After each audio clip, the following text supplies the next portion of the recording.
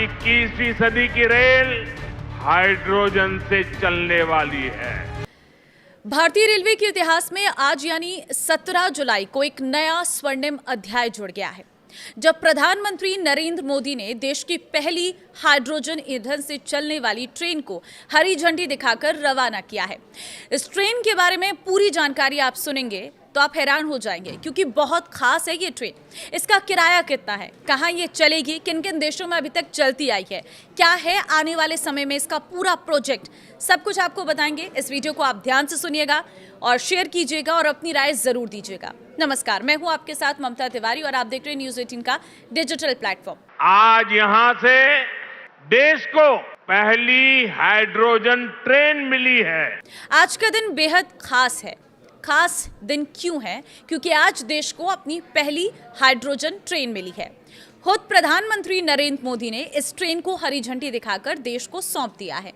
इस hydrogen train से प्रदूषण भी नहीं होता है और ऐसे में ये ट्रेन बेहद खास हो जाती है। इसलिए अगर आप भी इस ट्रेन से सफर करना चाहते हैं तो आपको कहां जाना है वो जान लीजिए। इस ट्रेन का रूट क्या है, किस रूट पर चलेगी और किराया कितना होगा। सबसे पहले हाइड्रोजन ट्रेन का रूट क्या होगा वो जान लीजिए। ये हाइड्रोजन ट्रेन रोजाना जिंद से सोनीपत रूट पर चलेगी और इस रूट की कुल दूरी 89 किलोमीटर होगी, जिसे ये ट्रेन 2 घंटे में पूरा करेगी। इस ट्रेन के रूट में कुल 12 स्टेशन हैं जहां ये ट्रेन रुकेगी। इनमें जिंद सिटी, पांडु पिंडारा, ललित खेड़ा, भामेवा, ईशापुर खेड़ी, बुटाना, खंडराई, गोहाना, रबड़ा, लाट मोहन हरियाणा और बरवासनी समेत 12 स्टेशन शामिल हैं।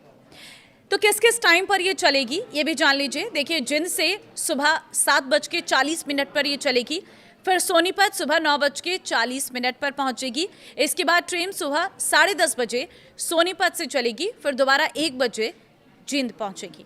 हाइड्रोजन ट्रेन में कितने यात्रियों को ले जाने की क्षमता है ये भी जान लीजिए। इस हाइड्रोजन ट्रेन में कुल 682 सीटें बैठने के लिए हैं, जबकि खड़े होकर सफर करने वाले यात्रियों को मिलाकर लगभग 2600 यात्री एक साथ इस ट्रेन में सफर कर सकेंगे। इसका किराया कितना है?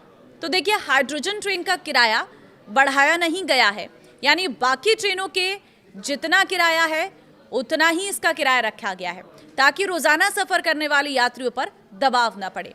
इसलिए जिंद से सोनीपत के बीच का किराया 5 रुपये से 25 रुपये तक रखा गया है।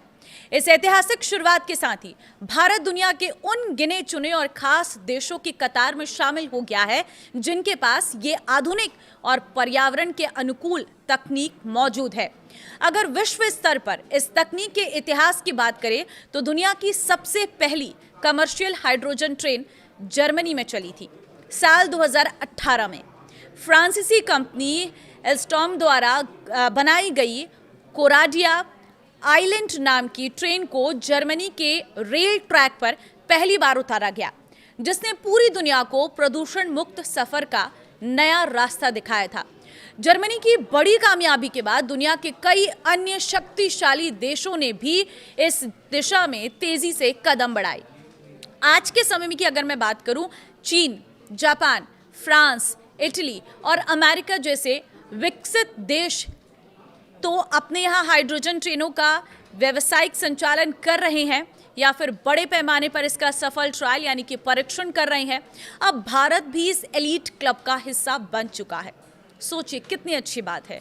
जहां जर्मनी और चीन जैसे देशों में आमतौर पर सिर्फ 2 से 3 कोच डिब्बे जो होते हैं वाली छोटी हाइड्रोजन ट्रेनें चलाई जाती हैं, वहीं भारत ने पूरी दुनिया को चौंकाते हुए 10 कोच वाली सबसे लंबी हाइड्रोजन पैसेंजर ट्रेन ट्रैक पर उतारी है। 2400 हॉर्स पावर की क्षमता वाली ये ट्रेन एक बार में लगभग 2600 यात्रियों को एक स्थान से उनके गंतव्य तक पहुंचा सकती है। पारंपरिक डीजल ट्रेनों की तरह ये ट्रेन ना तो काला धुआं छोड़ती है और ना ही इससे पारंपरिक इलेक्ट्रिक ट्रेनों की तरह ऊपर भारी भरकम तारों का जाल बिछाने की जरूरत होती है। ये ट्रेन अपने भीतर ही बिजली पैदा करती है और इसके साइलेंसर से धुएं की जगह सिर्फ पानी की भाप बाहर निकलती है, जिससे पर्यावरण को 0% नुकसान पहुंचता है। दुनिया में बहुत कम देश अभी हाइड्रोजन आधारित रेल प्रणाली का संचालन या परीक्षण कर रहे हैं। जर्मनी, जापान, चीन और अमेरिका जैसे देशों के बाद अब भारत भी इस दिशा में आगे बढ़ा है। विशेषज्ञ मानते हैं कि यदि ये परियोजना सफल रहती है तो आने वाले वर्षों में भारतीय रेलवे के कई गैर विद्युतीकृत मार्गों पर डीजल इंजनों की जगह हाइड्रोजन ट्रेनें दिखाई दे सकती हैं। आपको ये प्रोजेक्ट कैसा लगा मुझे कमेंट में ज़रूर बताना और इस ट्रेन का एक बार ज़रूर सफ़र करना ताकि आपको भी इसके फ़ायदे के बारे में और अधिक जानकारी मिल सके, क्योंकि जब तक आप इसका इस्तेमाल नहीं करेंगे तब तक आप इसे समझ नहीं पाएंगे और जैसे इस्तेमाल करेंगे तो शायद आपको बहुत सारी चीज़ें क्लियर हो पाएंगी। तो देखिए, भारत देश जो अब पूरी तरह से बाकी देशों के साथ साथ बहुत आगे, बहुत तेज़ी के साथ बढ़ रहा है। नए नए डेवलपमेंट हो रही हैं जो सीधे तौर पर यहाँ की जनता के लिए बहुत ज़्यादा फ़ायदेमंद है और प्रदूषण को कम करने वाली ये ट्रेन तो एक बहुत अच्छा इनिशिएटिव है।